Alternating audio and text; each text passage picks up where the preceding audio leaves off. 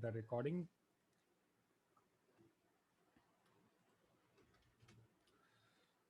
Okay, let me open up my slide for the day. So in the last session yesterday, we were discussing about the conditional constructs, right? We did some conditional constructs and also like understood what is if else, right? How to write the else part of your code. Is it audible to everyone? I cannot see the microphone deflection on my screen. Just confirm if it is audible to everyone. Give me a quick yes or no.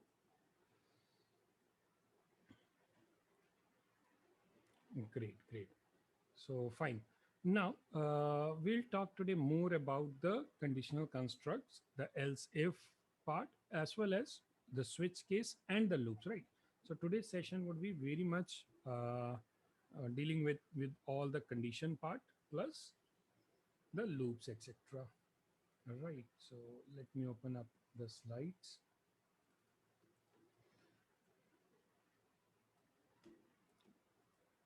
Yes, so quick recap. We had already done up the Boolean type relational operator, logical operator, and partially conditional construct in the yesterday's session. That was the if else thing.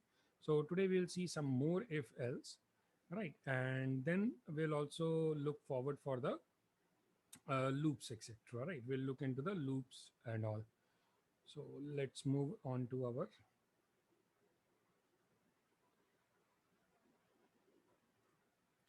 probably I think this is the one.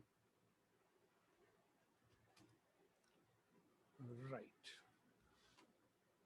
Now we have already written the conditional statements, right? When I say conditional statement means the statements which will run conditionally. They are not going to run 100%, right? So it will be depending on some statements that if those statement returns me are true or false, right? Based on that condition, my statements are going to run.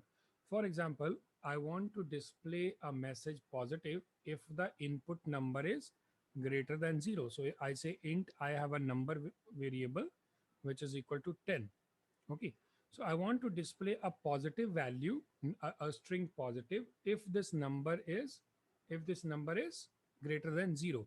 So I will write a condition that if num is greater than 0, right, I can print a message system.out.println. I'm writing up a short form. System.out.println is positive. Okay. So this value won't be printed till this number is not greater than 0, right? Till this number is not greater than 0. Once this number is greater than 0, it will print positive. What if this number is less than 0? So if I want to do something when this condition goes false, I can write it inside the else block, right? So here I can print a negative. Here I can print a negative. Okay.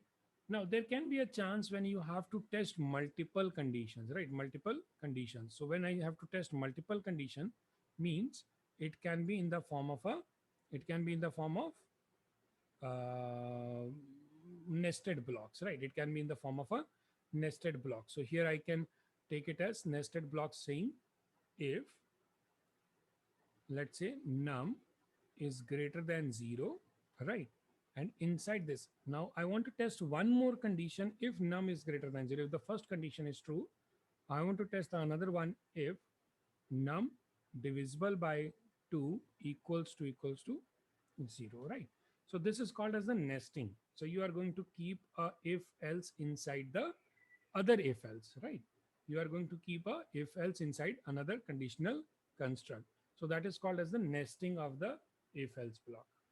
One more type of the if else is that where you are going to keep your else if in the form of a ladder, right? In the form of a ladder. That means that if I have multiple number of conditions, if I have multiple number of conditions and I want only the first one to be followed, the first one to be used. So for example, if I take if condition 1, right, I'm writing it as a text, if condition 1, now assume that this condition is fulfilled, right? Then it will run these statements, whatever statements are written inside this block.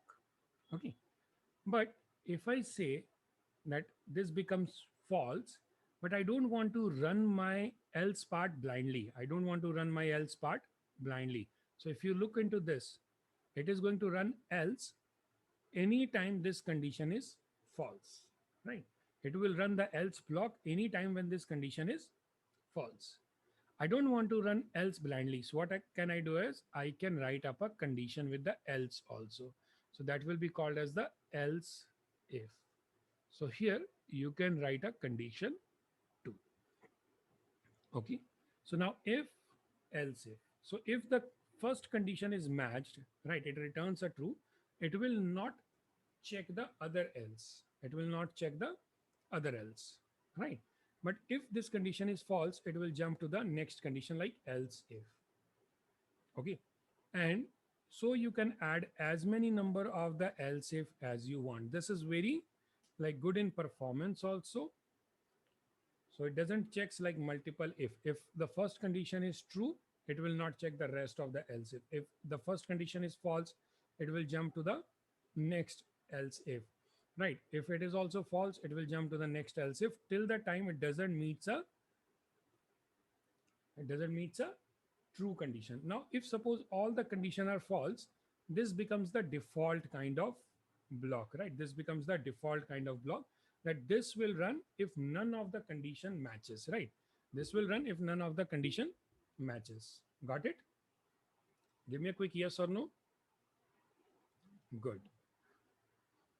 So else will work as a default block if none of the condition match. Now, where can we use this kind of if else? Now, I can use this kind of if else in the concept where we say, let's say a student have got his marks as 70, right? And we want to find his grade. A very simple example, right? We want to find his grade. Now, there is a criteria that if the marks are greater than 80, right, you have a A grade.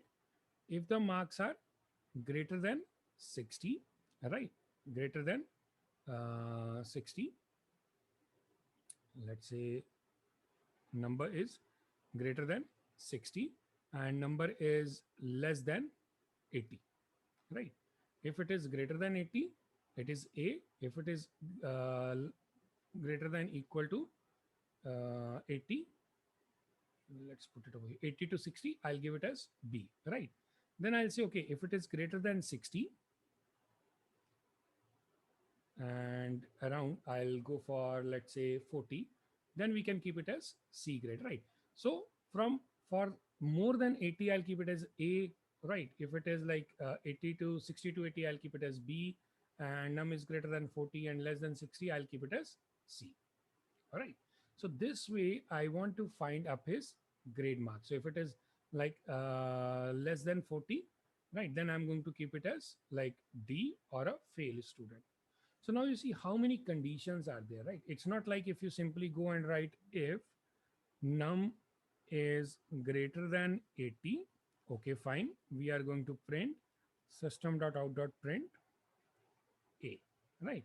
So this is fine. The first condition is good. We meet this thing. If your marks are greater than 80, then it is A grade. And if I go and write else system.out.println, right? If I go and say system.out.println B, so what is going to happen over here? In this case, it's going to tell that all the other cases, whether your marks are 40 or your marks are 60 or your marks are 78 or your marks are 35, in all the cases it is going to print B. So here this condition becomes invalid, right? So we have to mention up this, we have to tell this we have to tell this condition that map up everything, right? Map up everything one by one. So like you have matched the first condition, you have to tell the program that, okay, there is one more condition to be mapped, right? So there can be multiple conditions. Now, some people write this code in this form. They write it like, okay, if num is greater than 80, all right? If num is greater than 80, system.out.println A grade, okay? And they do not relate this if with the other condition. Now they write num is greater than 60 and num is less than equal to 80. Okay. Now see the difference over here. Both the if are separate blocks, right? They both are separate blocks. Now, since they both are going to be the separate blocks, what is going to happen over here? If they both are the separate blocks, what is going to happen over here? It will check this condition, whether it is true or not, it will run this condition also. So that means there is an issue with the performance, right? Now, obviously, if it is not relevant, because if let's assume that this condition is true, if someone has got a marks which is greater than 80, will he also get the marks which is less than 60 and equal to 80? No, right? If your marks are already greater than 80, there is no point of checking the second condition, right? And if you check it, obviously some resource would be utilized, and that will be a some resource would be utilized, and that will be a performance issue, right? So for this purpose you can use the else if, right? Now in this case the else if can be used and said like if num is greater than 80, sorry 80, right? That will be my first condition, and along with this I'm going to write else if num is greater than 60 and num is less than equal to 80, right? So now what happens over here? If your first condition becomes true, it will skip the subsequent else if statements, right? The moment it finds that this condition is true, this whole thing becomes a single component. Fine. This whole thing becomes a single component. Therefore, else if num 60, num is greater than 60 and less than 80. So this will be only compared if the student is getting a false for the first condition. Got it? So that is how the difference between the separate if and else if ladder makes with the performance, right?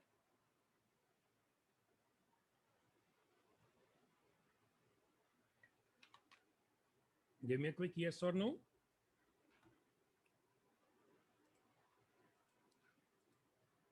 Right. How about Steven and some other CSIT?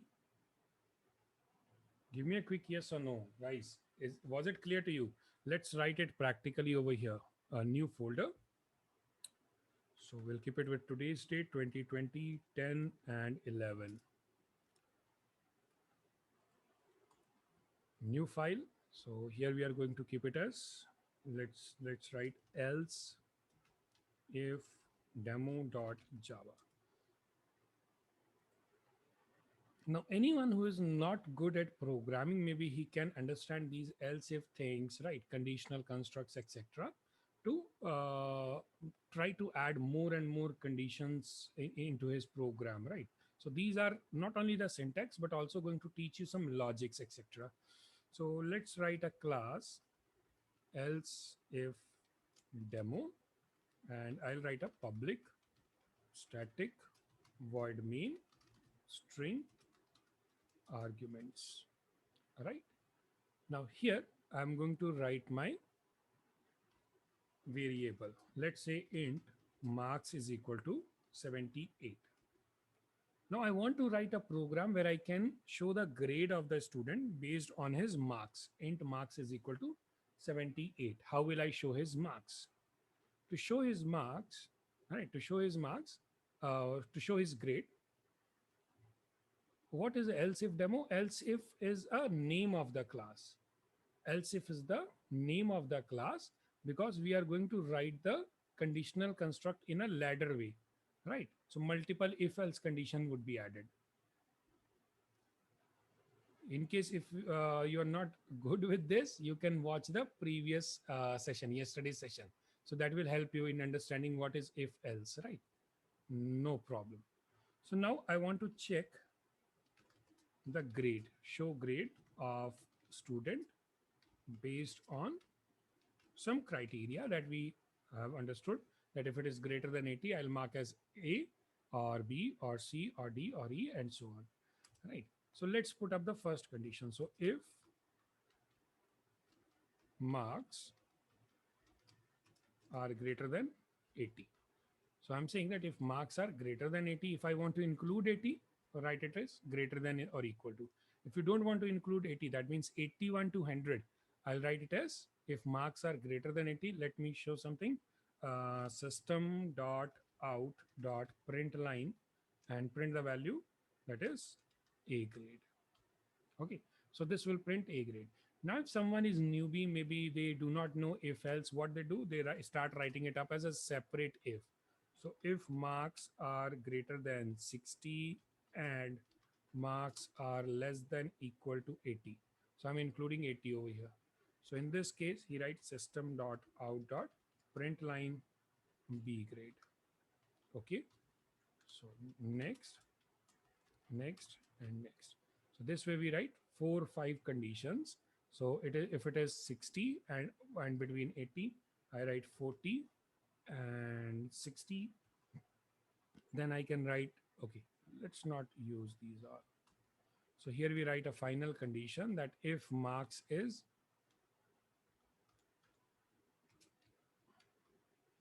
less than equal to 40, right? Anything else will be a C grade, B grade, sorry, because C is here. Okay, so we have marks A, marks B, then C and D. So we have 4 conditions over here. Now, what is the problem at this point? What is the problem at this point? The problem is if it runs this block and this block comes as true, like for 81, suppose if it is 81, now what will happen? It will run, it will check the condition for this also, for this also. So there is no communication between the first if, second if, third if, and fourth if, because they are all independent. This is a separate if, a separate if, a separate if, and separate if, right? So it is going to run the condition 4 times, whether the marks are more than 80 or less than 80, between 60 and 80, between 40 and 60, it will check for all 4, which is of not good use. If I have mapped that, okay, my marks are greater than 80, good. So I should not compare it with these, isn't it? Yes or no? If my marks are greater than 80, I should not compare it for less than 60 or more than 60 or less than 40, more than 40, because it is already compared that marks are more than 80. It is finalized. So for this purpose, we can connect up all these if else if into a single if block, right? And this is called as else if ladder. So if your first if is true, the first condition is true, the rest of the else won't work. Else will only work if, else will only work if your values are update. Your first else will only work if the first condition is false, right? So similarly here also I can write a else. Now they have become a single block, right? They have become a single if block. So here you are adding up these conditions. Okay. Now, if you look at this code, I can still make this code better. I can still make this code better, that there can be a chance someone gets a invalid marks. If the marks calculated for him are 0, sorry, less than 0, maybe negative, and more than 100, right? So I can write a if condition over here and mark it as else if. So here I'm going to say if marks are greater than 100 and marks are less than 0. So should I take a and symbol or symbol? Is there a mark?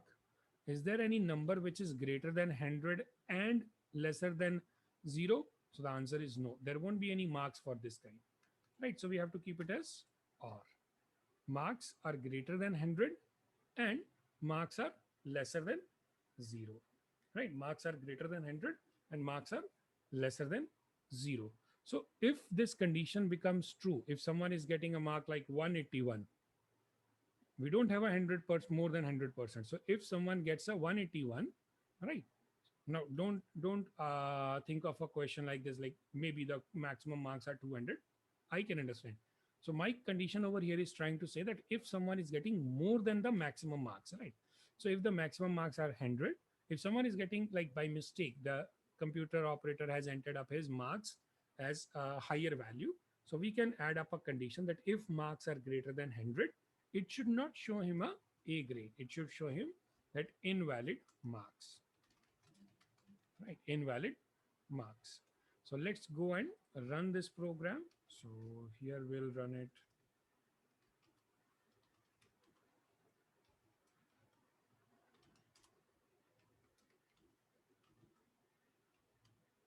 Java C else if demo.java, right? So we are going to get this output Java and else if demo.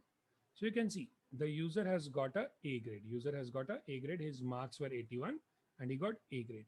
What if I make a change? While entering up my data, I entered up 181, which was a wrong input. So now if I just check this, it returns me a invalid marks. By mistake, while entering up, I entered minus 81, right? Let's try to see this. Invalid marks. If user gets up a, let's say, lesser like number 51, so else if C. Okay. So this way we are getting some else if conditions. We can write else if conditions as a complete whole one if block, that if first condition matches, right? If first condition matches, it should not execute the rest of the conditions. If the first condition does not match, it should move to the subsequent else statements, else conditions. If it finds the else condition is mapping good, right? Rest of the else if won't work. Clear? I hope everyone is good with this. Except Jocelyn, no one is replying me. How about Steven?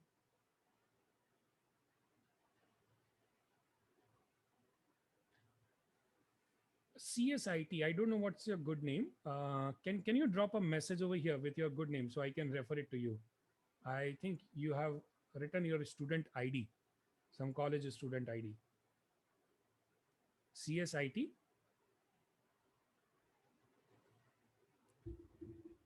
Everyone can type your name. My name is Jaswinder Singh. If someone is not aware, right? My name is Jaswinder Singh. What's your name? Let's have a quick introduction over here.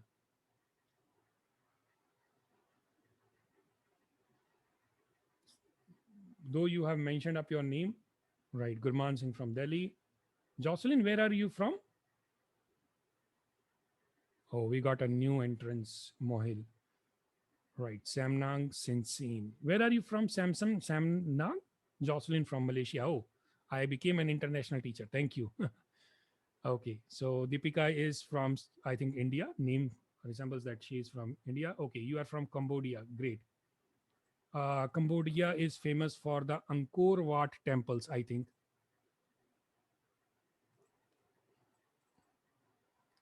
I read it in general knowledge in my school time, maybe around 20 years back. Great. Deepika is from India. Angkor Wat, I don't remember. In Cambodia, it is, maybe Stephen can help us in this. Yes. So Angkor Wat is in Cambodia, but I don't know what exact place it is. Yes. Malaysia, it's also called as True Asia. So it is a place for tourism, very famous for tourism. Great, great. And someone else has joined. Mohil. Mohil, where are you from? Obviously, with name I can think of you are from India, if I'm not wrong.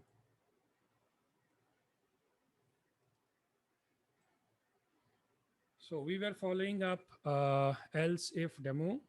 Mohit. Oh, the T is like very silent.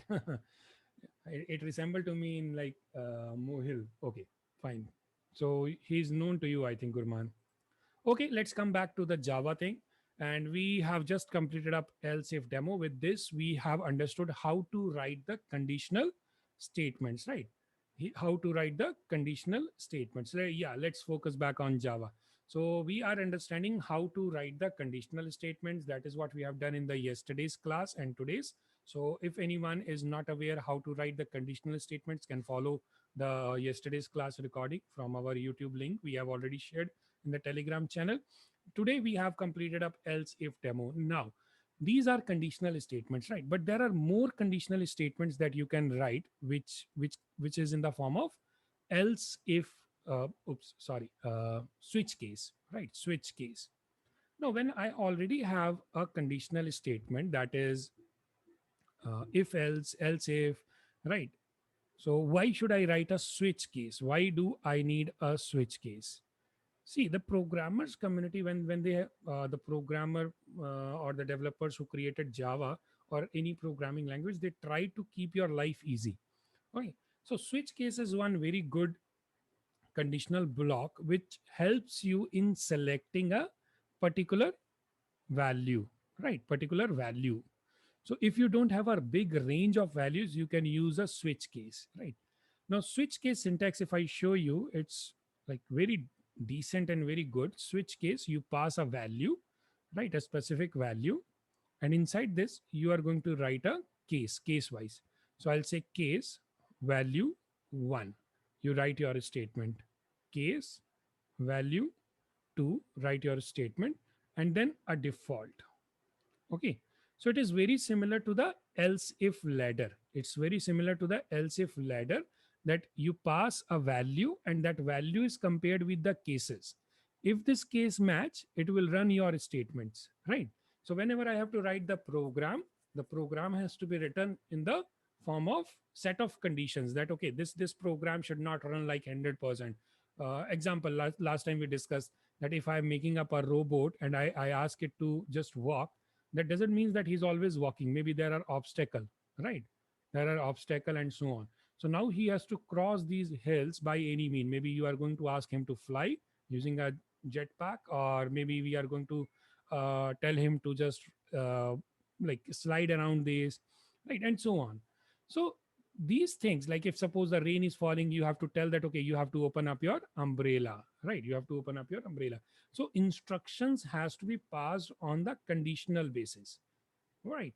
If I'm writing up a e-commerce application where someone is buying up a product, and when he wants to buy that product, you have to see whether the product is available in the stock or not, right? You may have seen amazon.com, flipkart.com. So every country has a e-commerce application nowadays. There are a lot of like websites which provide e-commerce, right? Online selling and buying. So if you want to buy a product, you have to check whether it is in the stock or not. So that is a condition, right? If you are buying, it will check whether it is in a stock or not. So that makes a condition. You can buy only if it is in the stock, right? So this way, all these conditional stuff can be done with the help of if, else, and the switch case, right? Now there is a slight difference between the if else and the switch case. We'll see, but let's try to write a quick program for the switch case, right? We'll go back to our code and let's write a new file, call it as a switch case demo. Okay, so I'll write a class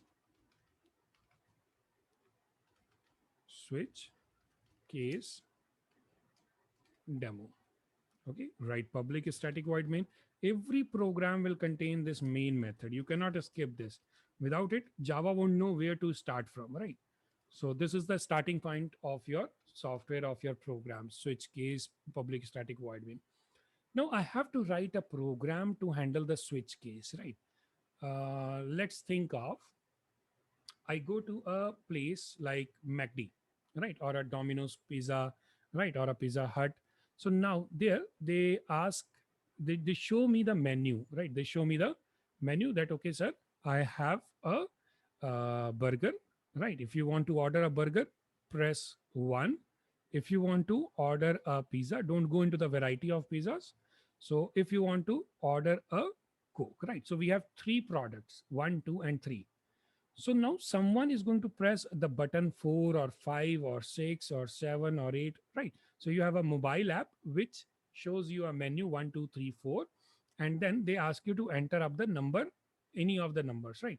Now they show you only three menus, three options in the menu, right? 1, 2, and 3. What if you enter 4, 5, 6, 7, 8? A good programmer always thinks the other side also. What if I enter 4, 5, 6, 7, 8, 9, 10? Okay, we will not have 10 because we are always going to think about a single digit, right? So now if I enter up any of these numbers, so it should show me a invalid input, right? Invalid input. that you selected the wrong option. But if you select 1, it should print you bought a burger, right? You bought a burger. If you press 2, it says you bought the pizza, right? 3, you bought a Coke. Okay. So I could have written this I could have written this code in if and the else conditions also, right? But why I'm choosing up switch case? So let's do the same thing. Let's do the same thing with the help of if else first, right? Because we have already done it, we'll quickly write. So first thing, let's print a menu, right? Let's print a menu. So here I'm going to say system dot out dot print line. Let's write up a message. Welcome to pizza store, right? Welcome to pizza store. And I'm going to print my menu over here. So I'll say select your option to order, right? Select your option to order. So I'm going to now order, that is, let's say 1 dot burger, 2 dot pizza, 3 dot, let's write Coke. Okay, it's coming code. Right. So burger, pizza, and Coke. Every statement should be ended with a semicolon. Don't miss it, else you will get an error. So this is a menu, right? I have printed up a menu. So if I run this program, it will look very good. It will print a menu on our screen. So let's compile this program, Java C switchcase demo.java. It is good. There are no errors.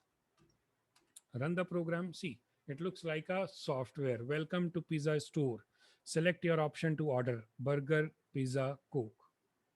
Right? Burger, pizza, Coke. So I have to enter the number 2 or number 3 or number 1. Right? I don't know how to take the input right now. We are all new in Java code, right? So I don't want you to stress around finding out how to enter the input from the user. We'll do it later, right? Few of you may be knowing, maybe someone has studied Java in already in college or so. So please do not jump and start doing up some advanced thing. We will go step by step, right? So right now I will take the input in a hard coded style. When I say hard coded style, means from within the program, right? So int my option is equal to, let's assume that I take a value 2. Okay. So think of that I entered up value. So let's print up this system dot out dot print line my choice. So my choice I have entered as the value is my option. Okay. Now I want to calculate that if this number is 2, it should print pizza. If it is 3, it should print Coke. And if it is 1, it is burger. Now try to understand, since I have given the value right now as 2, so I know it is going to display the pizza, right? But what if this was taken from client? So do you know what client will enter? No, we don't know, isn't it? We don't know what client is going to enter. Client may enter 1, client may enter 2, client may enter 3, client may enter a bracket symbol, right? Client is very mischievous. He can enter up a star symbol, right? Just to see what is going to happen. A dollar, maybe you are going to return some money. So answer is no. So he can enter up anything from the keyboard, right? From the keyboard, because you are not restricting him. You are not showing him only 1, 2, 3 option. You are showing him the whole of the keyboard, isn't it? So now he can enter up anything from his keyboard. What will happen? So now in that case, I will write my code using if. I'll say if the user has entered 1. So I'll say, let's compare. Whatever user will enter, I will accept it inside this my option, right? Since I have given it hard coded for now, but later on, accept it from client, the one who is going to run your program. Okay. So now when the client is going to enter this value, we don't know what exactly it will be. So I'm going to check it. I'm going to write if my option is equal to 1, print burger. You bought a burger, right? And then else if, now if you have bought a burger, that means you are not going to buy the other things. a very small store. We are not a big store right now. So we think that, okay, if you bought a burger, let's end up, right? If not, if your my option is equal to 2, if your my option is equal to 2, then you bought a pizza, right? See the conditional statement. It will not print you bought a burger every time. It's going to print you bought a burger only if you have entered 1, right? Only if you have entered 1. And next time it's going to print else if my option is equal to 3. My option is equal to 3 if you have bought a uh, if you have bought a option is 3, you have bought a coke, right? You have bought a coke if your option is 3. But what if client has entered 4, 5, 6, 7, 8? So then I will say, because I have only 3 options, anything else will go and say that invalid input, right? Anything else will go and say system dot out dot print line invalid input. Okay. Or you selected a wrong choice. You made a wrong choice.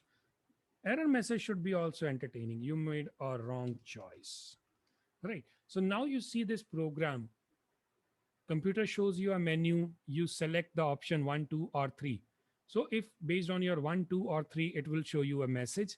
If you make a wrong choice, it will tell you that you made a wrong choice, right? So my program is good up till here. And let's save this and run it, right? Just give me 1 minute.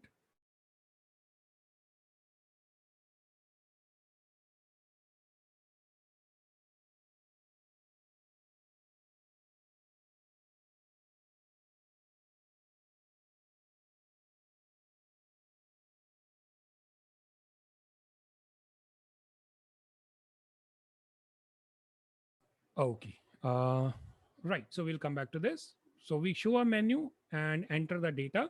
So if everything is good, it will show you the correct option. You bought a burger or a pizza or a Coke, or you made a wrong choice. Let's run this program, right? Though I have given the name as switch case, but there is no switch case in this. We'll come to the switch case. I just wanted to show you the difference between the if else and if I write a program in the switch case. So let's compile this Java C switch case demo. Okay, we made a wrong like option over here where it is my choice plus, oh yes, here it is. So because I tried mentioning up that accept it from client, for now I will just enter up a hard coded value from my side 3. So compile this, run it, and see, it says welcome to pizza store, select your option to order 1, 2, and 3. If case, if suppose the client has entered the number 3, it prints a message you bought a Coke. Suppose the client was very bad, he entered up 9 just to hijack my program, and let's try to run it again. So it says you made a wrong choice. The programmer kept my program safe. He didn't accepted up that wrong value. He didn't tried just manipulating up my program, right? So any wrong input will be showing up a message. Now let's write the same code with the help of switch case, right? Now see how interesting it is going to be. Switch case is especially for the menu based programs. Whenever you have a menu based program, which is going to input a small range of value, maybe from 1 to 9, right? Don't write a switch case for the values like 1 to 100, because in switch case, you have to write a case for every single specific value. So in the switch case, whatever option you have taken, pass it to the switch, right? Based on this option, you are going to write the condition. So here you won't use equals to or greater than or less than. You are simply going to write switch my option, the first case. If the first case is 1, I want to print you bought a burger, right? And after writing the first case, remember, if your first case matches, print out the work that you want to do and then break it, right? After that, write the second case. Now, this case 1 and case 2 means this my option has to be compared with this 1. If it was going to be like 10, 20, 30, I would have written it as 10. Case 10 doesn't makes it a case number 10, right? Case 1 doesn't makes it a case number 1. Case 1 makes it that you are going to compare my option with the value 1, my option with the value 2. So if it was like, okay, 10, 20 and 30, so user has to enter a 10. User has to enter a 10 to buy the burger. So that means here I have to compare it with case 10 and not case 1. Got it? So here you have to give this as a value. This is a value, not a case number. Is that clear? A quick yes or no? Yes, sir. Great. Mohit, you can type in chat, right? Because if everyone goes unmuting your microphone, it would be a lot of echo. So keep your microphones on mute and just type in the chat. Great. Everyone looks good. So now select your option to order burger, pizza, Coke, and I entered a number 9. So now I will write all my cases. Case 1, you bought a burger. Case 2, let's copy it from here. Case 2 is that you bought a pizza and I will break it. Now, why I am breaking up my code? Right, why I'm breaking up my code? We'll see it shortly. First, let's complete up this code. Case 3. See, don't write it like this. It will be an error. Case 3 and a colon. Don't get confused. This is a colon, and the one you are ending after a statement, it is a semicolon, right? So here you have system.out.println bought a Coke, break it. Now, if you look at this, both codes, they are very similar, isn't it? If condition, here case 1. So it reduces up your work. You don't have to put a double equals to. This always means that case my option is equal to 1. Just a logical understanding. Case is my if my option is equal to 1. So that's a shortcut way. So it's automatically comparing up this value with 1. If it is equal, print this, break it, come out of the switch. If not, case 2, print this, break this. Case 3, okay, do. If case 1 is not matched, it will not get inside this, right? So it will run your cases only if it matches up your uh, value and the case value, right? The value and the case value. So at last, if nothing matches, you still have to show some message to the user. Maybe he has entered up the wrong value, right? So we can say uh, system.out.println, you made a wrong choice. Okay, you made a wrong choice. So this way, if you look at this code, it looks more cleaner, right? Whenever I have to use a strategy in my program where I want to compare a specific value with some range like 5 or 10 values, right? There are few cases. So whenever I have a case kind of concept, I should use a switch case, right? That makes your code very clean and you would be finding it like easy to do. So now if we run this program once again, compile it, run it, see, it says 1, 2, 3. But what was your choice? 9. So it made a mistake and it said you have entered a wrong choice. You made a wrong choice. Got it? Any doubts in this? Now, what if I'm not going to write this break statement? What if I'm not going to write this break statement? Let's remove this. Will it give me any error? The answer is no. It will not give you any error. Where is my compiler? Right. Let's go and compile this. It is not going to give me any. Sorry, just 1 minute. Yes. So it's not going to give me any error. If I run this code, it's not giving me any error. I have compiled it and now I'm going to run it. See, the output is still good. But what if I make a change over here that let's match the case number 1? Assume that client entered case number 1. If the client entered case number 1, see what happened. If he's entering up 1, it's showing you bought a burger, you bought a pizza, you bought a Coke. You also made a wrong choice, right? So your program is totally now a scrap, nothing else. Because you have not entered the break, as soon as your case match, it will run all the subsequent cases till it meets a break, right? till it meets a break. Suppose if you had written a break over here, so now it will not show default, but it will show all the cases. So that means whenever I have to write a switch case, I have to ensure that my break should be implemented in every case. Got it? I hope everyone is good. I will share some programs assignments with you guys for if else, right? And switch case demo. They would be very basic assignments. I will expect everyone to complete it, right?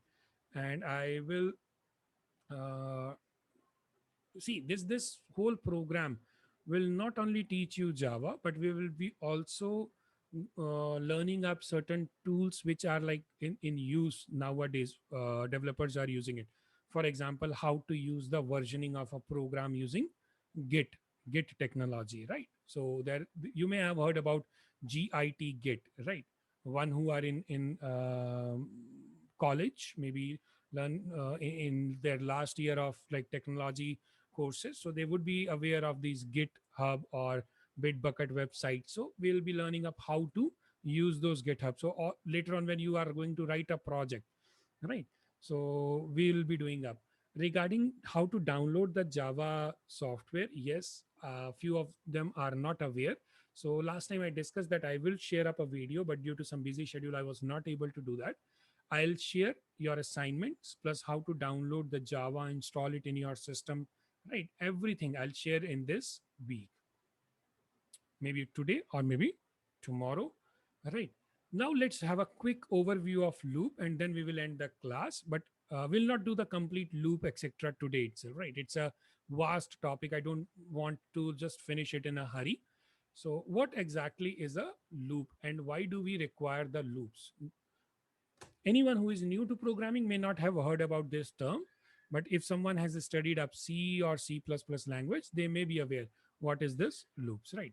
But let's do it from scratch. Think of a case where uh, let's think about a washing machine, right? Let's think about a washing machine. Now I have set a time washing machine to spin for 30 minutes, to wash for 30 minutes, right? So now for this 30 minutes, maybe the company may have written a program for 1 minute, right? Minimum 1 minute. And now when you write, you say that, okay, my machine should run for 30 minutes. So what exactly it is going to do? It's going to repeat this 1 minute program 30 times, right? Everyone would have seen the ATM machine, right? In the ATM machine, it's like you insert your credit card or debit card, and that machine gives you the cash out of the cash withdrawn, right? It gives you the cash. Now, what is inside ATM machine? No one is sitting inside ATM machine who looks at your card and just throws out the cash. It's a program, it's a hardware and software thing. So ATM machine is going to count. There would be a lot of like wheels and all, which are going to just check up your notes, currency notes, and count and all, right? And then it puts it in inside a basket. So there are sensors, etc., which are going to check, right? So now suppose if you uh, ask your ATM machine to withdraw, like let's say 500 local currency, any local currency. I put it like dollars, right? So $500. So if I have a $50 note inside my ATM machine, right? In the ATM machine, there are $50 notes, currency notes. So that means I have to get a 50 into 10. Machine will immediately calculate that it has to dispense 500 USDs, means it has to dispense 10 notes of $50, right? If I'm not wrong at the calculation, 10 notes of $50. So now this machine will start counting. This means that this whole program will run 10 times, right? 10 times. So it will pick up the first note, it will go through the scanners, come here, one note, right? Again go second note. So it would be counting number of notes. It starts from zero, right? So now the machine runs once. So increment it by one. So now it is notes is equal to one. Then after that, machine runs again. Now notes will be two. then 3. So till the time, now we have a condition that till the time nodes is less than or equal to 10, run it. This is my condition. If nodes is less than or equal to 10. Once your nodes is less than or equal to 10, it's running up. Machine is running up again and again and again.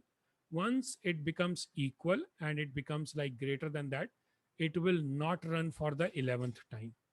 So that means how many nodes are inside your machine? 10.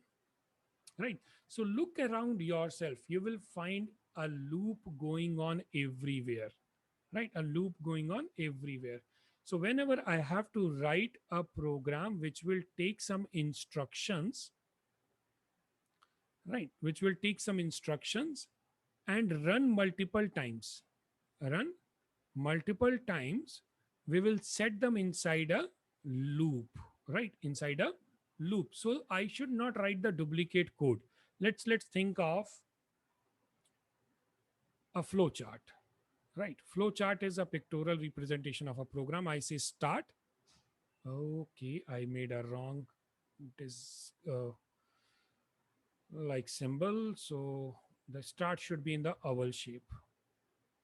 Okay, start. So now I want to write a program, right? I want to write a program which should accept a number. And if it is positive, if it is positive, I'll say a hello. If it is negative, I'll say goodbye, right? If it is a positive, I'll say hello. So let's start and think of a flow chart. Nothing about any Java technology or C++. That's just a basic understanding. What are the steps? Start, accept number, right? Accept number. And after accepting the number, I say check it whether it is positive or negative. So if number is greater than 0, right, what am I going to do? I'm going to say print hello, right? I'll print a hello if number is greater than 0. So the answer is yes. If it is no, if it is no, I have to go back and accept the number again, right? Think about this, that if it is greater than 0, I'll print hello, else I will accept the number again. Okay, so now you see how many times this program is going to run. If assume that this is a program, see the flow. Start, accept a number, right? I entered number 8. If n is greater than 0, yes, and then stop. So it stops, isn't it? If I enter up a positive number, it prints a hello and it stops. What if I enter -8? Will it print hello? If I enter -8, will it print hello? Or will it go back to the accept number? So it accepts another number. I enter -6. I enter -6. Will it print hello? No. So till the time I am entering up negative numbers, it will not print hello. As soon as I enter up, a positive number which is greater than 0, for example 10, it will print hello and will stop. So now you see this program has gone into a loop and we don't know how many time it's going to run. So the condition is till the time you are entering up negative values, it is going to run again and again and again and again. Got it? Right. So now how to write up these loops in the programming syntax? We will see it in the next class. And here we have 3 different type of loops. So if you want to explore something like for and then while, right, do while loop.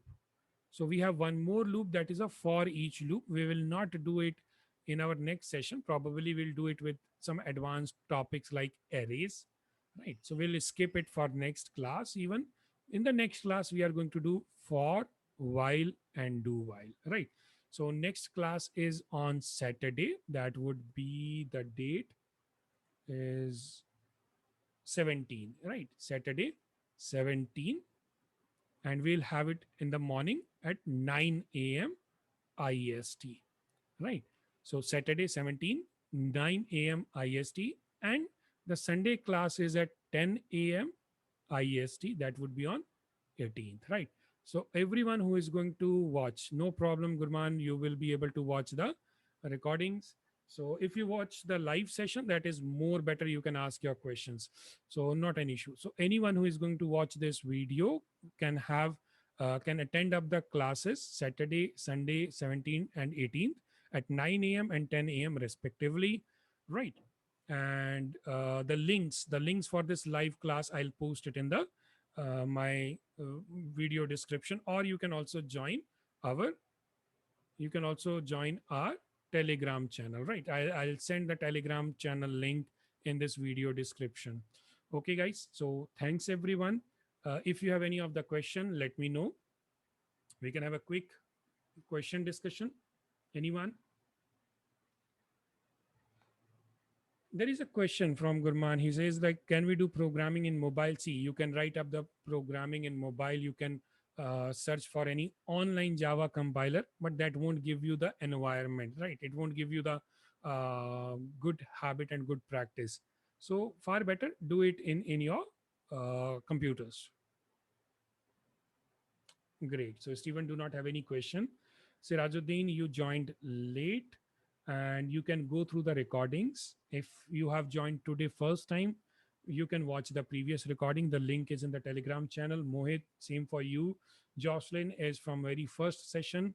So most welcome. It's great that you guys are attending it up, right? Try to spread the message. More people join it. I'm trying to bring more technologies videos like Python, right, and PHP, Laravel. And if anyone is like into schools, maybe we are going to bring some information technology related fundamentals of information technology related videos also. Yes, Mohit, we are going to cover arrays. And just to update you, if everything is going good, like every day people are joining with this batch, right? And it's entirely free. Share it with your college guys or your colleagues, right? So this is going to be free batch, and trust me, if everything is good, we are going to learn Spring, Hibernate, web services also. Though these are very advanced topic, someone can think of like it will take a lot of time, but see, at the weekends, if you are getting something in free, it's really good, right? So we can connect up and we are going to learn everything about Java in this batch. Very descriptive. Soon we'll be covering up arrays also, right? So I'll close it up over here. Thank you everyone. Enjoy your weekend. Right, do some practice. I'll share some assignments. Great. Mohit, yes, in 10th, it is going to help you. I think in 10th, you have this in your ICSE syllabus. Java is there in ICSE syllabus. So fine, we'll close it over here. I have a next session. Right. Thank you, everyone. Bye. Have a nice day.